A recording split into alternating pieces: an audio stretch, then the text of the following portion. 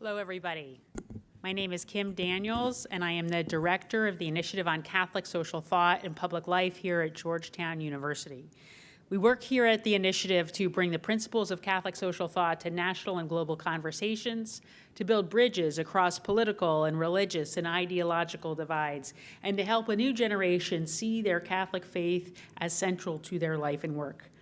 I want to welcome you all here to Georgetown's Capitol campus tonight for this Latino leader gathering on making life unbearable, the impacts of immigration enforcement on families and communities. We're so glad so many of you are able to join us here on the Capitol campus, and we've really had a great response to this conversation online with over 1,300 people joining us online, so thank you very much for being with us. For those who can't watch tonight, our conversation is going to be posted online at our website, so please look for that as well. And because of the nature of this conversation, we work to make it accessible in both English and Spanish. We have an interpreter joining us today who will be providing live interpretations for some portions of our conversation, and we'll release the video with full subtitles in Spanish, which will be available in a few days. So the immigration enforcement measures that we've seen since President Trump took office have distinctively focused on terror, force, and spectacle. They've caused so many in our communities to live with a debilitating fear of engaging in the essential parts of everyday life. And they've drawn a rare, unified rebuke from the Catholic Church, both in the United States and globally. The U.S. Catholic bishops issued a near unanimous statement last month in support of the dignity of our undocumented neighbors and critical of the tactics used by the administration to enforce immigration laws. Pope Leo encouraged the bishops in this effort and offered his support in their decisions to stand up for our brothers and sisters who are targeted for deportation. Lay leaders and others throughout the U.S. Church have organized countless public witnesses, pushing for pastoral care for detained immigrants, and they have found innovative ways to support one another during this time of fear. So tonight, we've brought together 4 remarkable leaders to discuss how this climate of fear has affected them, those close to them, and all of our communities.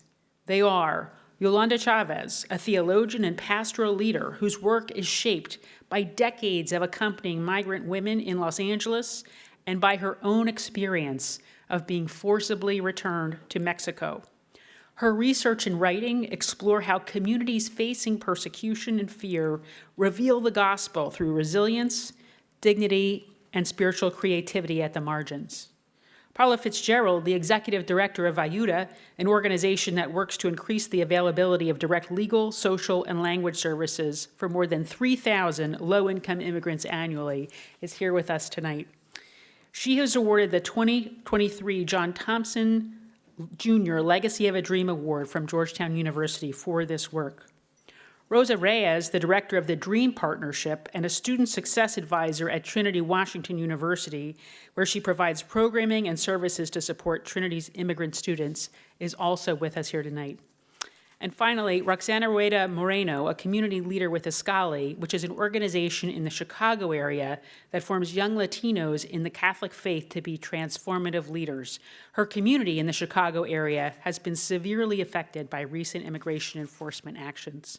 And of course, moderating our conversation tonight is my colleague, Christian Sunin, the projects manager of the Initiative on Catholic Social Thought and Public Life. And so with that, please join me in welcoming this wonderful group. Thank you, Kim, and welcome everybody to Georgetown's Capitol campus. We're grateful to have all of you here with us today, and especially grateful to those of you who are joining us on the live stream for this urgent conversation. When we get to the Q&A period, we'll be taking questions from the in-person audience here at Georgetown, and those of you who are watching online, we encourage you to share your thoughts on social media using the hashtag #ImmigrationCommunityGU and by tagging @GUCST Public Life on X and Instagram. Tonight's conversation will focus closely on what has happened to the people who have been targeted by the Trump administration's approach to immigration enforcement, and to the communities of which they are a part, which really includes all of us. These are our neighbors. Kim mentioned the role that the church has taken in the past year in pushing back against the extreme nature of these deportation efforts. I remember a particular instance here in Washington back in September when the Archdiocese commemorated the 111th World Day of Migrants and Refugees with a procession that started at the Shrine of the Sacred Heart, which is a church in one of DC's heavily Latino neighborhoods, and where parishioners have been intimidated by federal law enforcement just off of the church grounds. We walked from there to the cathedral in DuPont Circle. And it was there at the cathedral that Washington's Archbishop, Cardinal Robert McElroy, described the, quote, comprehensive governmental assault designed to produce fear and terror among millions of men and women who have, through their presence in our nation, been nurturing precisely the religious, cultural, communitarian, and familial bonds that are most frayed and most valuable at this moment in the history of our nation. It's an assault, Cardinal McElroy said, that seeks to, quote, make life unbearable for undocumented immigrants. So many of these enforcement tactics are designed to be highly visible and to stoke fear. And yet we also need to remember that so much of the harm that is done is hidden from public view. Many immigration detention centers are closed to advocates, lawyers, and pastoral workers. We've heard stories of inadequate food and water for those people that DHS is keeping in those centers. And we've heard of arbitrary transfers to faraway detention facilities where people can't communicate with their family or legal counsel. Families are often grieving in hiding while some of their loved ones are taken away. In hopes that those realities might not remain hidden, we're very grateful to have this incredible group of leaders with us today to share many of the stories of what has been happening. And so with that, Roxy, I want to come to you first.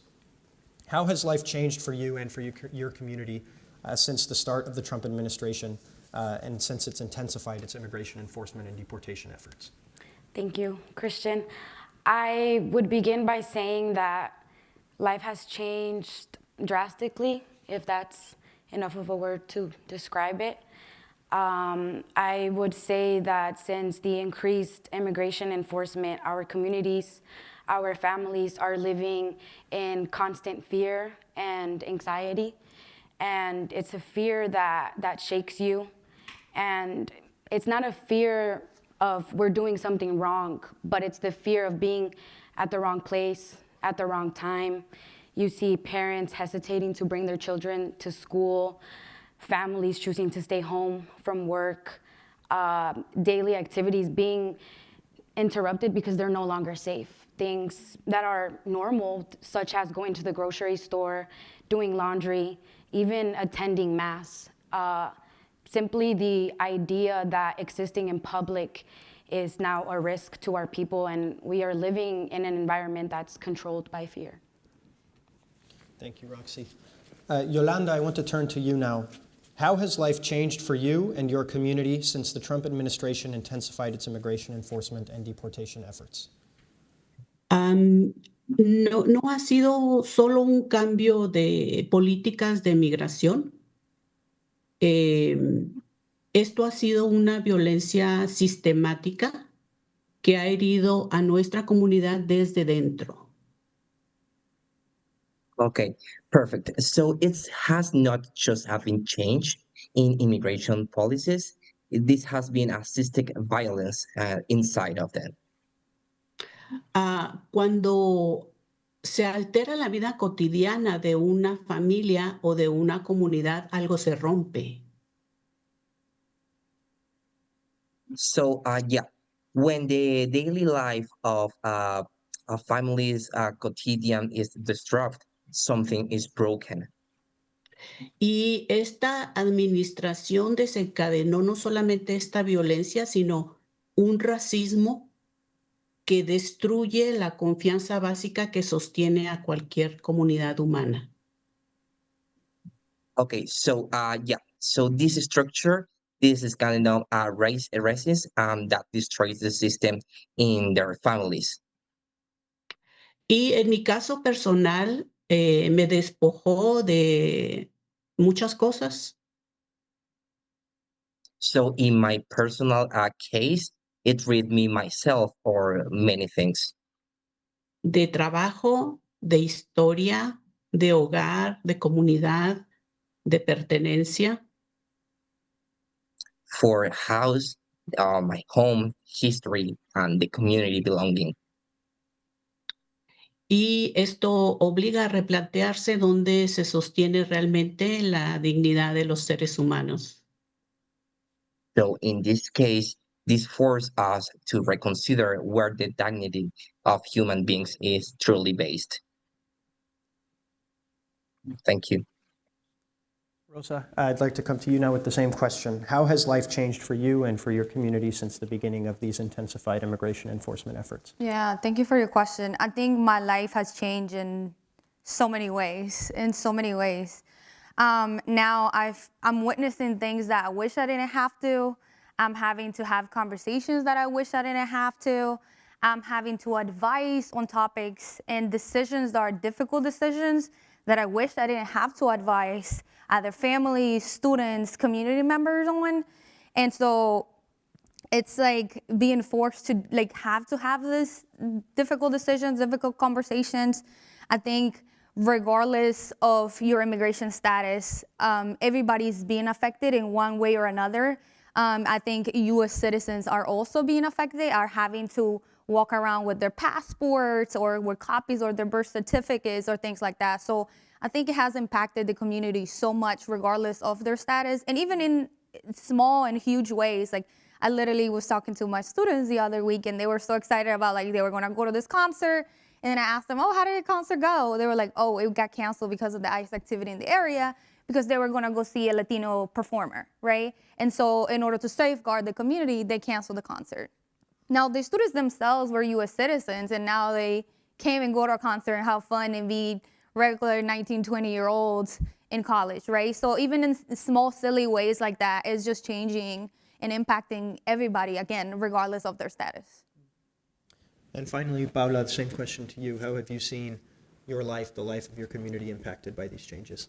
Yeah, so as Kim shared, I am the executive director at Ayuda, and Ayuda provides legal services, social services, and language access services to immigrants here in DC and in Maryland and Virginia.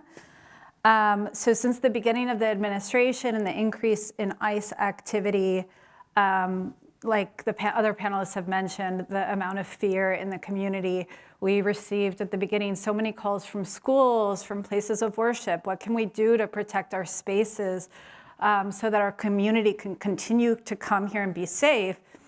And usually we've been able to provide answers. There was a memo that protected these spaces from ICE enforcement before. All of this has deteriorated. So unfortunately, the answers that we provide are not comforting to the community. The anxiety of our clients is through the roof, and it's very difficult to advise people. We serve a lot of victims of crime, and we, will any given week have a domestic violence survivor come in and trying to figure out what to do. Should I report to MPD? Am I safe reporting? And the equation, the risk-benefit calculation has become extremely complicated for our attorneys who are advising our clients and for our clients, because all we can do is explain, give accurate information. It's them ultimately who have to make the choice, which has become very challenging.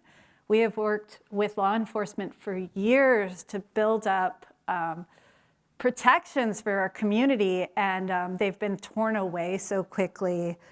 Just to give you some data, ICE detentions here in the DC area jumped from about 2 per month in 23 to 24 to roughly 459 per month since August of 25.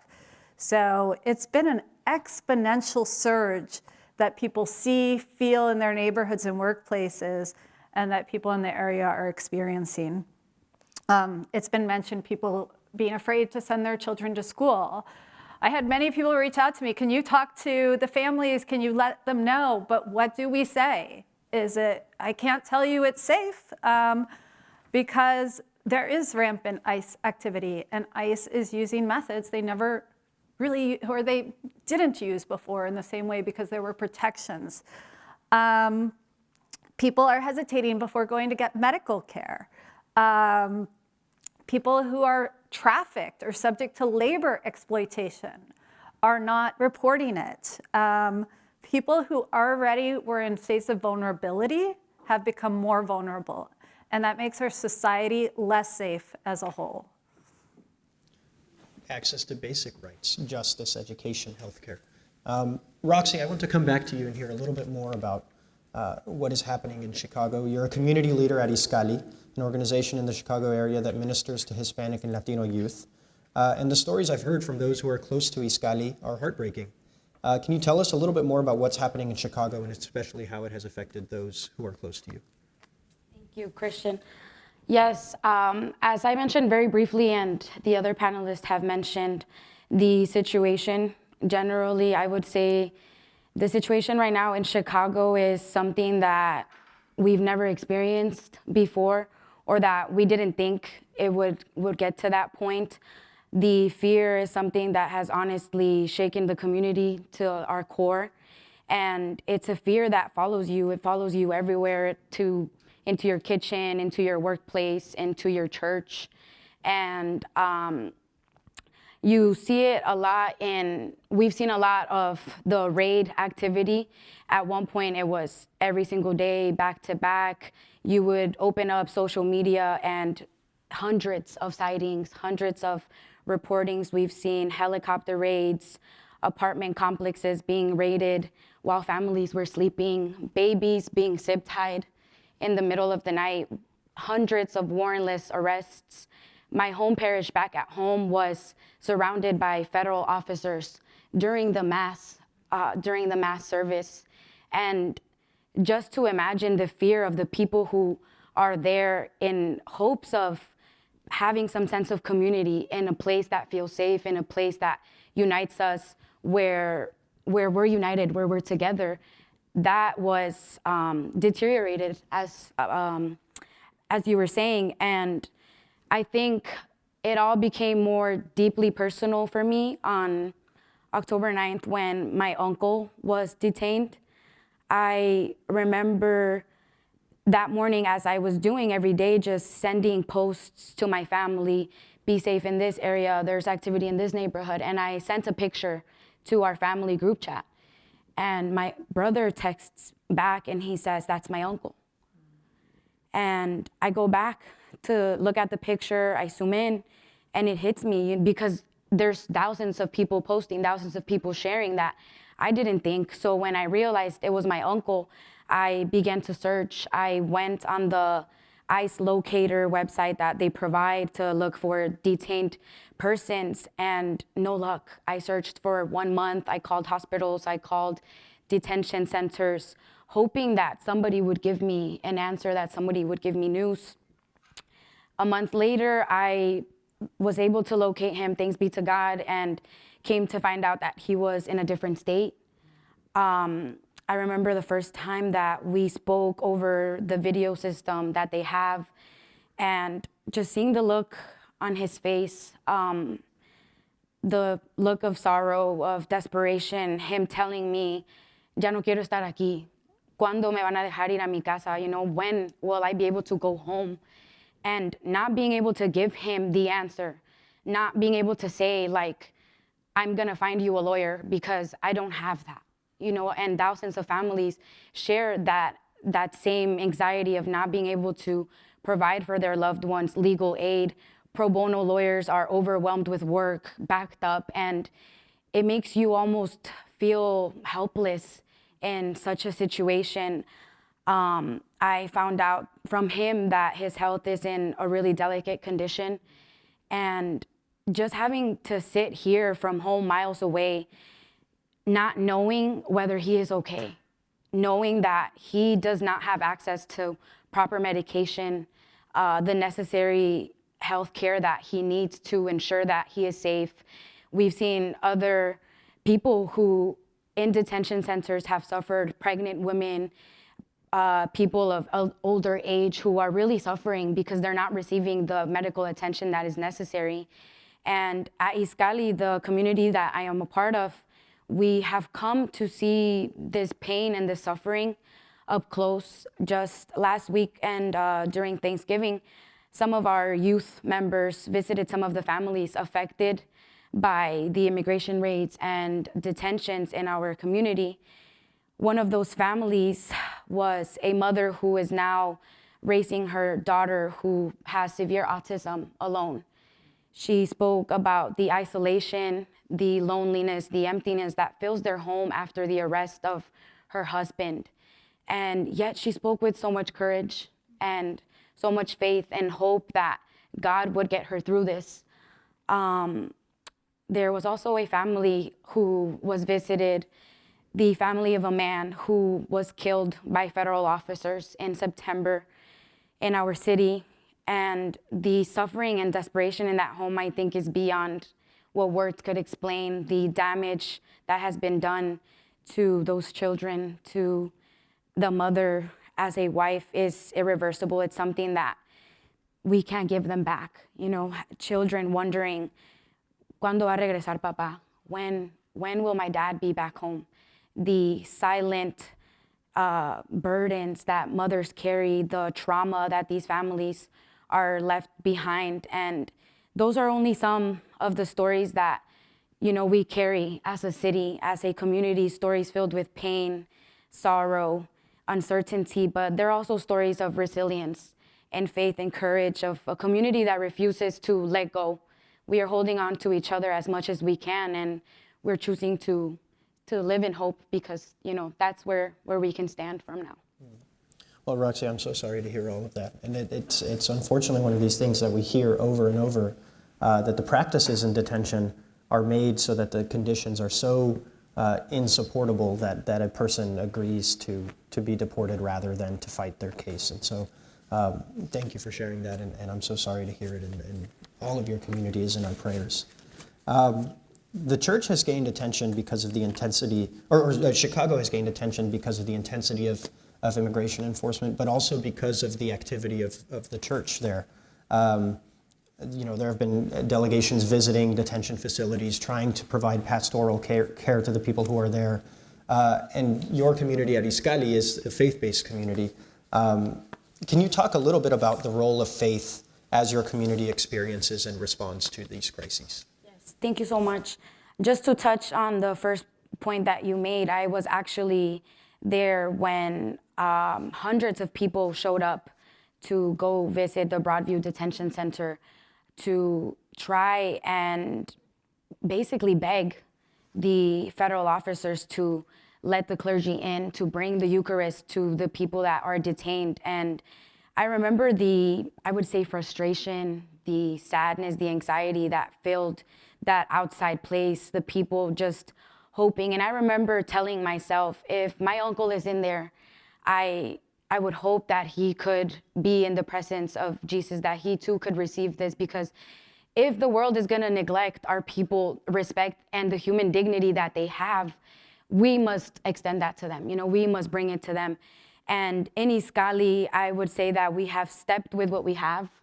The emergency fund that we have to provide for the families who are suddenly in need of rent assistance, of groceries, providing them with legal aid and assistance. We have been working with leaders such as Congressman Chuy Garcia, Congresswoman Delia Garcia, and the Mexican consulate as well, to try and provide some sort of relief to the families who are searching for their loved ones, because many times they don't get answers anywhere else. So I would say that as the faith community that we are called to live our faith in close proximity to the suffering, not at a distance. You know, those people, those stories that we've shared, the media comes and goes. They receive a headline, but who stays behind truly to care for those people? And that is what we're called to do, you know, to really bring that to those people, to stay, to remain, to listen, to share and accompany them in their suffering, to conversate with them, to extend them love and let them know that they are seen, that their stories are more than just a headline, because we shouldn't be looking for headlines. We should be looking for people. And we have, I would say, a moral and an ethical responsibility to show up for our brothers and sisters and to support them and show up in any way that we can. It's a beautiful characterization of what is most sacred in our faith. So thank you, Roxy. Yolanda, I want to turn to you now. You're a theologian and a pastoral leader. You've worked for decades reflecting on various experiences of migration and now your own, and accompanying people in those experiences. Gustavo? Ok, Yolanda, ¿escuchaste la pregunta? Ah, Oh, sorry. sí, Sorry. Now Adelante. you found yourself forcibly returned to Mexico after living for decades in Southern California. Ok, ¿cómo has estado viviendo después de México, después de vivir tantas décadas en California? When reflecting on this experience, you wrote that, quote, you learned that uprooting is not only loss, it is also revelation. Sino que también fue una revelación al haber estado allí y estando justamente también en México. How has your own experience of deportation affected the way you think about the gospel, and how has it shaped your pastoral work? Ok, y cuéntanos sobre tu experiencia, de cómo ha sido esto, cómo ha afectado en este proceso en tu vida. Ok, cuando fui deportada a México, la primera noche fue la noche más dura. Okay, so when I was deported to Mexico, the first night was the hardest night. Estaba en esta casa vacía, sin luz, sin agua, sin señal. Okay, so I was in this house empty, without lights, without water, Sin señal. without signal. Y en esa oscuridad absoluta, en esta soledad, experimenté lo que significa la deportación, pero la experimenté en mi cuerpo.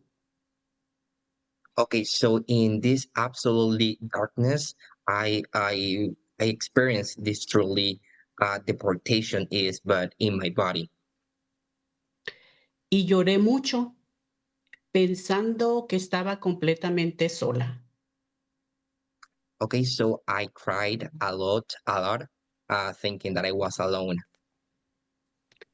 Pero en medio de ese llanto, algo pasó, algo cambió. So in the midst of that crying, something happened, something changed. Sentí una presencia silenciosa que me sostuvo. Okay, so I felt a silent presence that helped me. No fue una explicación, sino la profunda certeza de que Dios estaba conmigo y Dios lloraba conmigo. So it was not just an explanation, but the profound certain that God was with me. God was crying with me. Y la voz de Dios es una voz desnuda porque habla desde la desnudez de la vida. Exactly. So the voice of God is a naked voice because it speaks from the nakedness of life. Y esa noche yo sentí como que me hubiera dicho, todavía estás en camino y ese camino es sagrado. Okay, so yeah, so and that night I felt as if he had told me they were still on your way. The path is secrecy. Y esa revelación cambió mi manera de comprender el Evangelio. So that revelation changed my understanding of the gospel. El Evangelio dejó de ser un texto y se hizo camino. Exactly.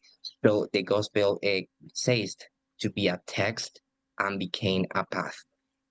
Es mi camino actualmente, el camino que hoy mismo estoy recorriendo.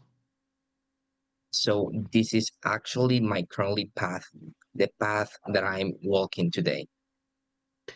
A veces hay caminos que una no elige caminar. So sometimes there are paths that one doesn't choose. Pero en este camino yo descubrí que Dios no es protección, que Dios es acompañamiento, Dios acompaña. So in this path, I discovered that God is not protection, that God is accompaniment. God accompanies. Y esa compañía sostiene más que cualquier fuerza que tú te puedas imaginar. So that company.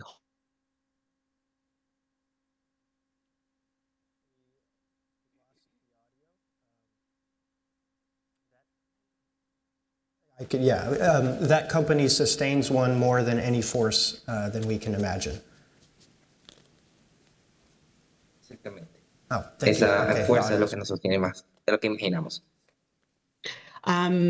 Ahora mi labor pastoral también la comprendo desde otro lugar. So my labor in this moment, I understand from another perspective. Y no es solamente otro lugar geográfico, es desde este mi nuevo lugar interior.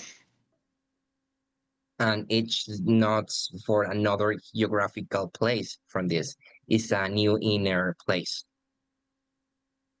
Y desde aquí, desde donde me encuentro, sé que en el llanto de los migrantes está el llanto de Dios. So from here, from where I am, I know the weeping of migrants there is with the gods weeping. Y sé que también que el camino de los migrantes es el camino de Dios y ese camino también es sagrado. And I know the path for migrants are God's path, and the path is also sacred. Gracias. Thank you. Yolanda, what does it do to a community to lose long-standing central members like yourself? And what does it do to others in the community when they see their neighbors taken away? Cuando una comunidad pierde sus miembros claves, no solamente pierde personas, pierde memoria, Well, when the community lost the key members, not only lose people, they lose memories. pierde historia, pierde estabilidad, pierde dirección. They lose history, loses stability, loses direction. Pierde sentido de pertenencia. They lose the sense of belonging. ¿Puedo darte un ejemplo muy concreto? Okay, Adelante, I Gustavo. can give you a very specific example. Acaba de pasar el 2 de diciembre, es la fecha en que se honra la memoria de las 4 mujeres mártires americanas asesinadas en El Salvador en 1980. So December 2nd just passed, the date on which the memory of 4 women in honor American martyrs murdered in El Salvador in 1980. Y en mi ministerio cada año nos juntábamos en el Griffith Park a hacer esta celebración comunitaria. So in my ministry, every year we will gather at the Griffith Park to have this. Y este año se canceló, este año no hubo esa celebración. This year it was canceled. This year there was no celebrations. Y el propósito de hacer esto era para que las personas que se acercaban al parque vieran que la necesidad de justicia es una necesidad humana, lo que hicieron estas mártires como ejemplo. Okay, and the purpose of doing this way, so that people who came to the park, they will see that they need for justice on for human needs.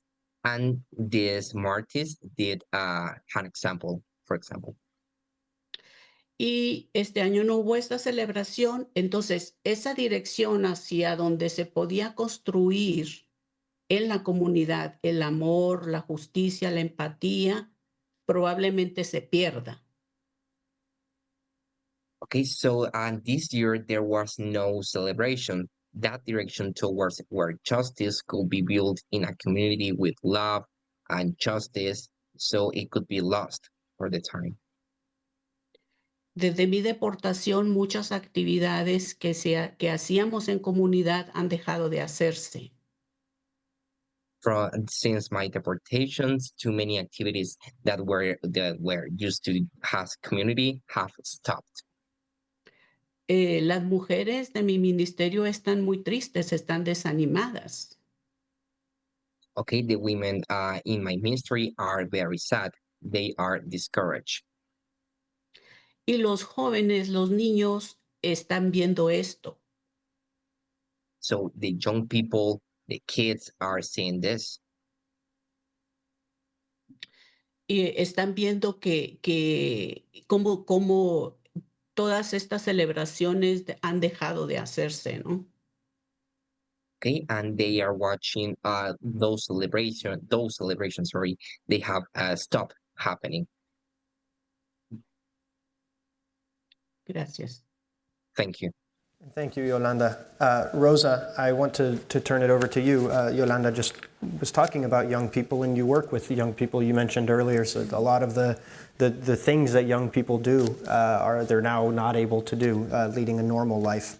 You lead the work at Trinity University that seeks to support immigrant students of all backgrounds, including those who have themselves felt or whose communities feel an acute fear and threat of being uprooted. How does that fear affect the life of your students and the life of your school? And how will it affect the futures of your students? Yeah, thank you, Christian. The fear has caused chronic stress. And so living their lives with this chronic stress is impacting, of course, their academic performance, right? So they still have to go to class, but students are having a hard time focusing in class, actually paying attention, because they're thinking that something might happen to their family members, sometimes even themselves. So this chronic stress is also impacting their sleeping habits, right? And you see this changing the attendance rates and impacting the engagement among the students. And so it's really difficult because this continues to have sort of like a domino effect, right? So if the students are not able to focus in class, they might not attend class, they're having a hard time in these classes, this has even longer term consequences for them, right? So it's disrupting their educational pathways at the end of the day. There are students that themselves are US citizens, but today I had a student whose father was detained, and she literally called me with I really have to talk to you. Should I also leave with my dad, right? Like when my dad does get deported because he does not want legal representation because the conditions, just like you both mentioned, are so bad. She was like, should I also leave with him even though she doesn't have to, right? And so students are having to face those very difficult decisions, even considering dropping out of school to be together with their families. And so I think it ultimately just impacts their career mobility so much. I'm having to witness friends, students, coworkers having to delay their plans and having to pivot and do other things. Perhaps some of them wanted to go to grad school, right? Now they're like, should I even do that? Why should I if my family is in jeopardy or I myself am in jeopardy, right? Maybe I shouldn't do those things because of the uncertainty. And just with everything that's happening. So students are having to change literally their daily living, right? Not even being able to go to a simple thing like a concert, not even being able to just go to Starbucks thinking that something might happen to them or their parents every single day. So it's impacting them so much. Their mental health, their social emotional well-being, their academic performance, and just their daily life. How do you help students move past that? Even through all this, they have to continue to lead their life. How do you help students move past that, and what kind of comfort can an institution like a school provide? Yeah, I think there's many ways to help a student, and there's also many ways in which an institution can help. As far as an individual, how can an individual support students? I believe that helping them form routines and find some sort of predictability in their lives. The world is so unpredictable, and just is nothing but chaos out there, not just as far as immigration, right? Sometimes you might have a job today, tomorrow you might not, right? So it's so much happening that we have to support students finding a sense of routine and sort of predictability. They don't get to control what the administration is gonna do to them or to their families, but they do get to control what their morning routine looks like. They get to control what their night routine looks like. They get to control those small daily things that at the end of the day impact their emotional well-being in such a huge way. So helping students on those things and then connecting them to resources is also a huge way in how we can support them, right?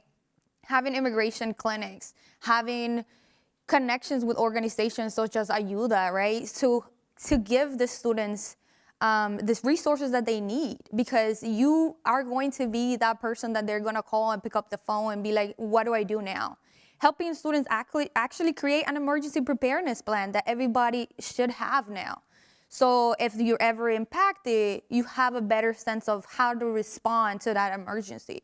And that's also something that the universities can do. Universities should have an emergency preparedness plan as to what can they themselves do if law enforcement were to come to their campuses, right? Because that is something that could also happen. We haven't seen it happen yet, but we shouldn't put anything past this administration. So, and just being openly communicating with the students what that emergency preparedness plan looks like for the universities and how they stand behind their students, right? Just creating a welcoming environment where students can feel safeguarded. I think especially private universities have a very unique position in which law enforcement can't come to their campuses as easily as perhaps a public university. So they have a better position in how to stand and protect their students, but making sure that they're being very clear and very openly communicating that to the students so the students feel reassured that their university stands behind them and is supporting them. And so, and a lot of that is also, you know, having emergency funds, right? Like all of these things are happening, and not everybody has the resources to be able to deal with all of this, right? Immigration lawyers are really expensive. And so having emergency funds for those students, and also I believe having peer mentors is also something that can impact the students in a huge way. Because just like you both mentioned, a community is really essential. And just knowing that you have a community that supports you lets you know that you're not alone. And I think that we can't really necessarily stop a deportation, but we can't let the students know that they're not alone, and that if they're ever in this situation or their families are in this situation, that you have resources and that you have a plan on how to support them so that they can move forward with their lives, right? So that sort of eases a lot of their fears. These are a lot of extremely helpful proactive steps and preventative steps. Paula, at Ayuda, you often have to deal with what happens when the prevention doesn't quite work. You deal with people who need legal aid, who need other kinds of services. What are the new or intensifying challenges that Ayuda's clients are facing now, and how has your organization responded? Yeah, so there's a lot more need for detention work. There's a lot more emergencies being picked up, needing to talk to a lawyer immediately, situations where they require urgent legal information, clients of ours who have been detained. So a lot more urgent cases, a lot more need for accurate information, not just from the immigrants themselves, but from other institutions. There's been a lot of need from institutions to figure out how to create these plans, the safety plans, the plans for how to protect their students or how to protect their constituents or whatever it may be. know your rights, safety planning, all of that. And in that same environment, the funding is being targeted, and the administration is targeting nonprofits and targeting especially immigration services nonprofits. So it's like a perfect storm because the needs are so much higher, and then the organizations that exist to try to meet some of the needs are being attacked as well. And so just for an example, Ayuda's funding for unaccompanied children was paused in April. And that was funding work for hundreds of kids. And it was paused without notice, and it was paused immediately. And we had no idea whether the funding was going to resume or not. And it's very difficult. And a lot of organizations in the same network that we're part of had to lay off staff, which reverberates to their clients because they're providing representation to kids. Some of them are providing representation to detained kids. So the government is attaching certifications to grants that organizations like Ayuda are receiving, saying you can't serve undocumented immigrants. Even though under a lot of the laws that we provide support under, like the Violence Against Women Act, we're required to, and other providers are as well. But this is creating a terrible environment for immigrants receiving services at other agencies that might not realize that. They're saying we can't do DEI. Whatever that means to them is unclear, but they're trying to attach these conditions to funding. They're deteriorating the services that the federal government has provided in funding. And so, and they're making it more difficult to represent individuals. And so immigration lawyers were already expensive. And the government has continued to make it more and more difficult to provide immigration representation, because it can take years. It can take 10 years to get through an asylum case. The challenges they've brought forward, it's made it so that a normal caseload now has to be smaller than it was because the cases are so much weightier, and the government is putting so many barriers in the way. So unfortunately, we're seeing a decrease in the number of people that can be represented by our legal service provider community. That work is focused on bringing dignified lives to people, bringing justice to people. Zooming out a little bit, how has this new context changed the way you think about those things, dignity and justice, and about the work of bringing those to the lives of our community members who are at such great risk? Yeah, I think that, and I think you said it really well, it's not just about the result, although the result is very important. But I think at Ayuda and in our communities, it's about welcoming people, giving people a place where they feel like they belong, where they feel accompanied. We're walking with them. We're on the journey with them, and we're gonna do our best by them. But, I think this idea of community, of welcoming, of belonging, of taking care of each other, this is something we can provide regardless of the other challenges put in our way. And so we continue to do that at Ayuda. I'm really just thrilled to have such a beautiful and wonderful staff that provide that to our community every day. Our clients will come in for a legal appointment and they'll stop by the lunch table and they can get donuts. And just, we're happy you're here. You might hear other things from the administration by others. We're happy you're here, and we're going to do what we can to help you, and we're going to welcome you while you're at Ayuda, and we're going to try our best to support you with the limited resources we have. We're going to, we have social services too. We have case managers. We try to help people walk through some of the most difficult challenges in their lives, basically. A Herculean task, and we're so grateful that you all do it so well. It reminds me of something that Yolanda said earlier, that God is not always a God of solutions, but a God of accompaniment. And that sense of accompaniment is really the way that dignity can be restored in a situation where it seems impossible. I want to turn now to the questions from the audience. We'll be taking questions here from our in-person audience. So if anybody has a question for anybody on the panel here, please just raise your hand. Here at the front. Oh man, thanks for the conversation. This has been really great. I'm curious, just because I'm looking forward to Bad Bunny getting on stage in a couple of weeks. And I think the platform has a great opportunity to really,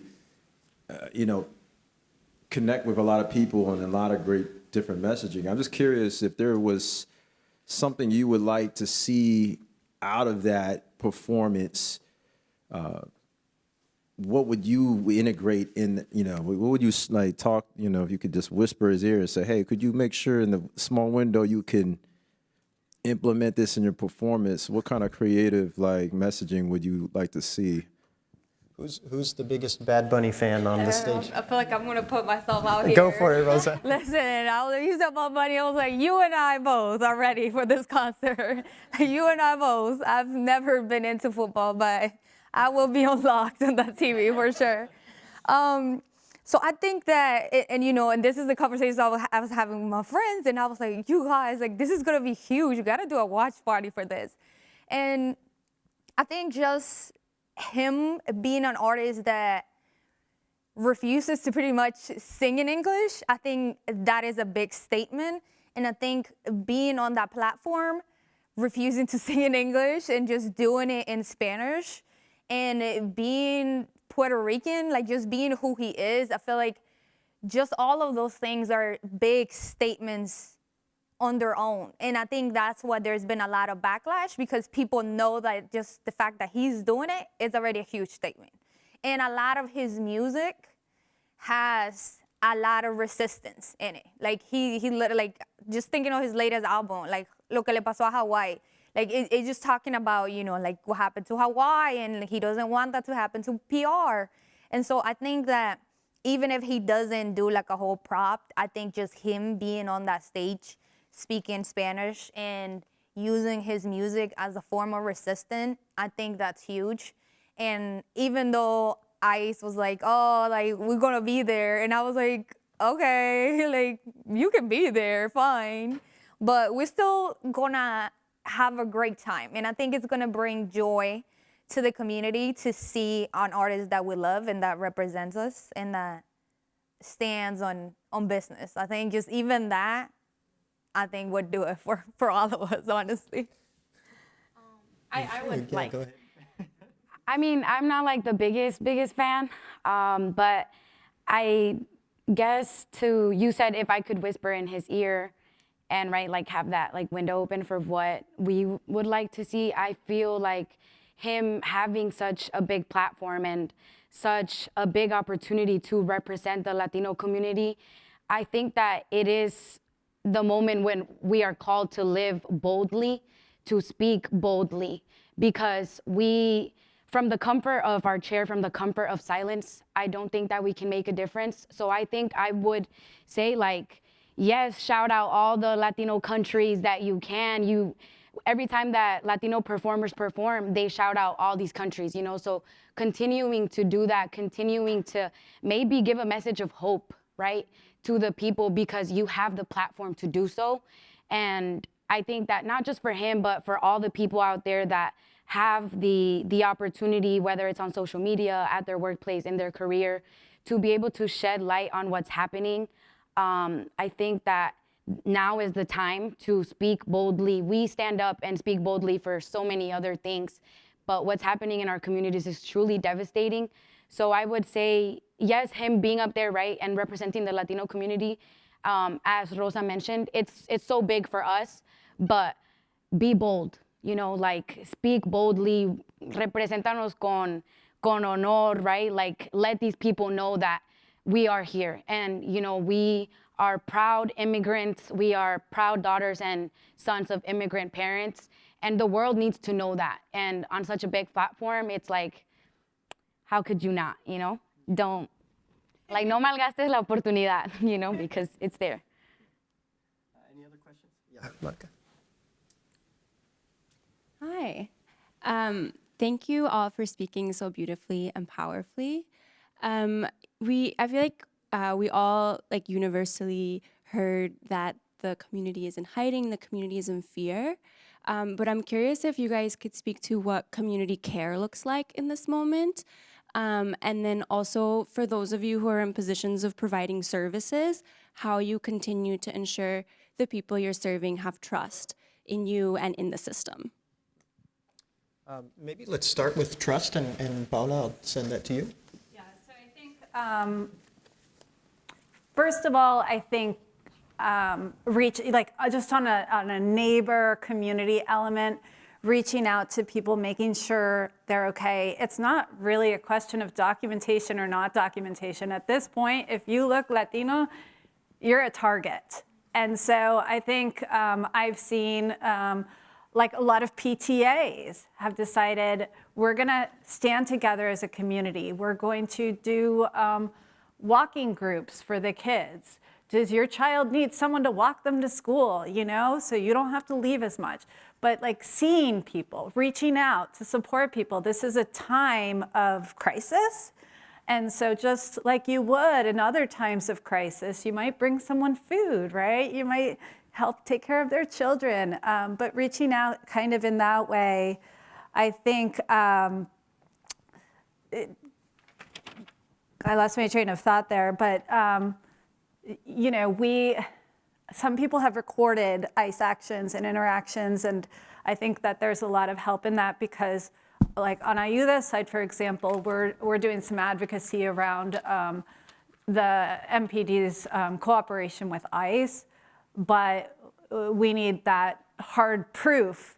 Oh, well, this was something that was witnessed in the community that is going against what we're being told or whatever it might be. And so, you know, there's a lot of things also that we can get involved in, like the ICE Out movements in a lot of communities, accompaniment. So, and accompaniment was big even before the Trump administration. The difference when you'd accompany, when I've seen us accompany our clients into the court versus they go through security on their own.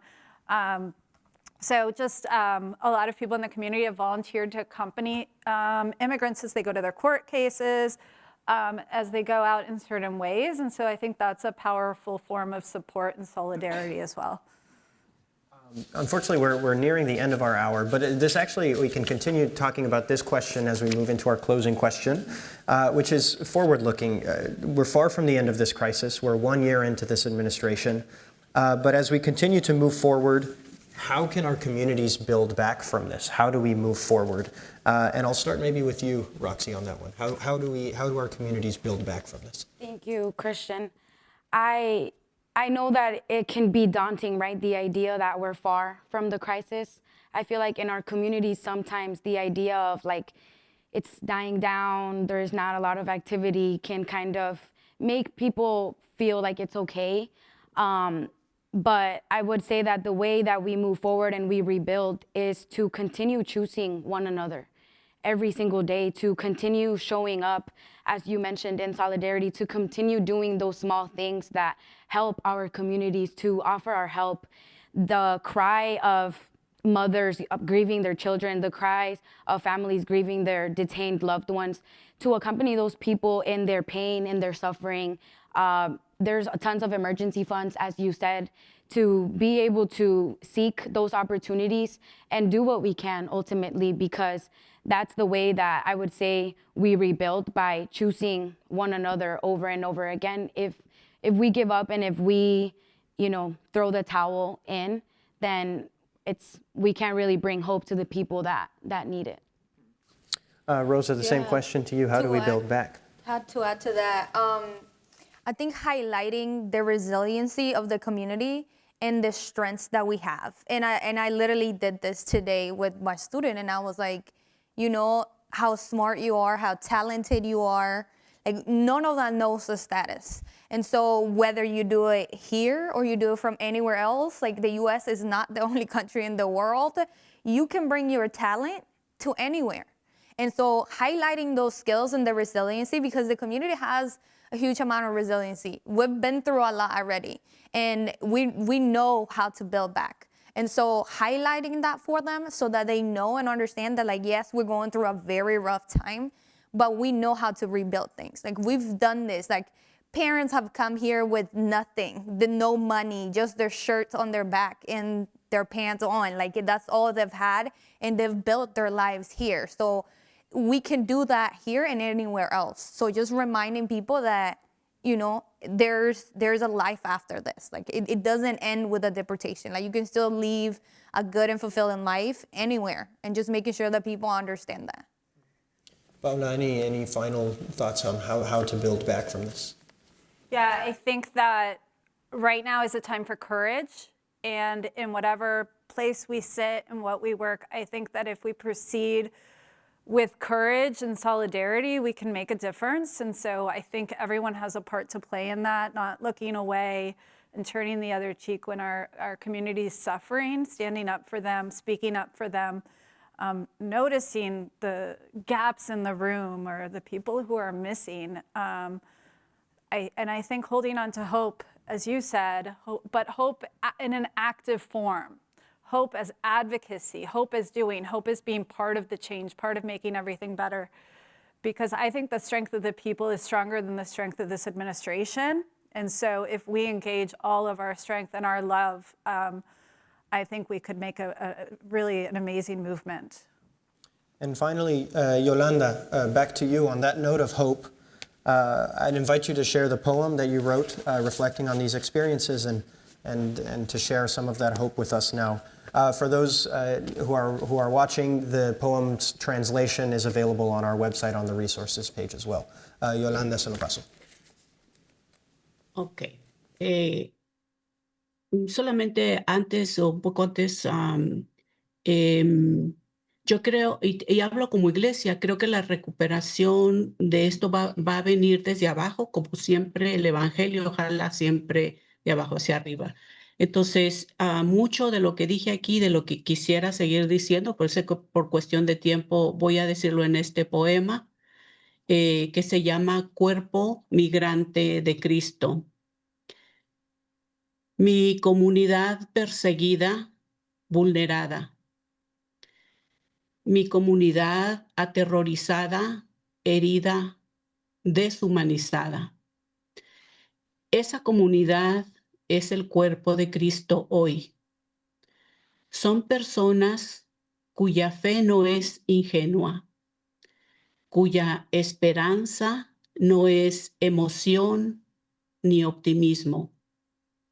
Es esperanza gestada en las orillas de todo, en la frontera de todo. Ellos y ellas son testigos de cómo Dios sostiene y reconstruye lo que el sistema rompe. Son testigos de quién sostiene hoy el cuerpo herido de Cristo. Y muchas veces son ellos mismos cuando logran mantenerse en pie a pesar del miedo y del dolor. Porque el misterio es este, que en los cuerpos migrantes quebrados y firmes, Cristo sigue resucitando despacito, contra toda frontera, contra todo imperio, contra todo silencio. Y en ellos el sueño de Dios se sigue gestando. Gracias. Y que estas palabras encuentren el corazón que las necesita. Gracias, Yolanda. That image of the body of Christ slowly resurrecting, little by little, is such a potent one to end our conversation, especially on this last note of hope of how we can assist in that process of little by little resurrecting the body of Christ. So thank you all. Before we close, I want to mention a gathering that we'll be having when we come back in the new year. On January 21st, we'll celebrate our initiative's founder, John Carr, and his 50-year-long career promoting the principles of Catholic social teaching in U.S. public life as he retires. will hold a dialogue reflecting on the lessons of his incredible career, featuring New York Times columnist and PBS NewsHour commentator David Brooks, New York Times columnist and Georgetown professor E.J. Dionne, Carrie Robinson, the president and CEO of Catholic Charities USA, and Cardinal Joseph Tobin, the Archbishop of Newark, New Jersey. We hope those of us who are with us, or those of you who are with us in person, can join us for that gathering as well. And we also hope you can join us for the reception that follows to continue this conversation. We've shared a lot of ideas on how to make things better, how to work together, how to provide support as a community, and I'm sure those are things we can continue to talk about now at the reception. This discussion was recorded and will be posted on our website and social media channels for later viewing, and you can also see follow-up resources, including the translation of Yolanda's poem from this conversation posted there as well. Thanks to everybody who helped to put this gathering together, including the AV and catering teams, Robbie and the Capital Campus events team, and my colleagues Kim Daniels, Kim Mazik, John, Chris, Anna, Michaela, Blaine, Kala, and Lily for all of their support and the efforts that made this evening such a success. Thank you to all of you for joining us, both those of you who are here at Georgetown and everybody who's joining us online. And finally, please join me in thanking Yolanda Chavez, Paula Fitzgerald, Rosa Reyes, and Roxy Rueda Moreno for being a part of tonight's conversation.